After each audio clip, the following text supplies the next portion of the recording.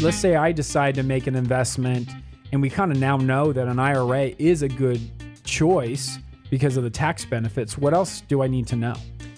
Well, that's a really important question. And Chris, the answer is always going to depend on some really important variables, and it might be quite different for some individuals than others based on their goals and their investment experience and the time horizon they have for the money to remain invested in, and also their tolerance for investment risk, as we call it, or the volatility of the account. So since an IRA is an account and not an investment, the monies can be invested in anything that the custodian allows. So an example is your IRA happened to be at a bank, they may allow a CD.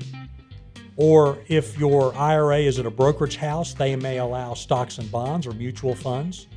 An insurance company can be a custodian and they might allow some kind of an annuity.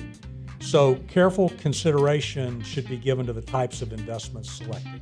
Many clients will end up with more than one bucket, I call it. It's a common analogy that we use in the financial planning business a lot because we know that people mentally segregate their investments based on the goals that they have. We talk about this bucket idea in relation to doing planning for people, and the buckets are always differentiated by the purpose that they serve, and it's usually suggested, you've heard this before, not to put all your eggs in one bucket. That's right. Bucket. Don't put all your money in one investment account.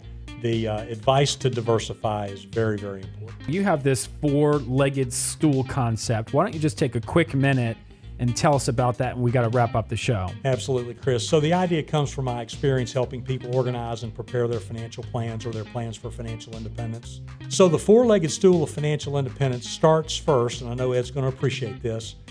Part A is a plan to own your home mortgage-free. Mm-hmm. It's critical that you don't have rent that's continuous, ongoing, always rising. Hanging over you forever. That's exactly right. Okay. The second leg of the stool is to make sure that you're managing your important risks. And those risks are typically like the risks of death or disability.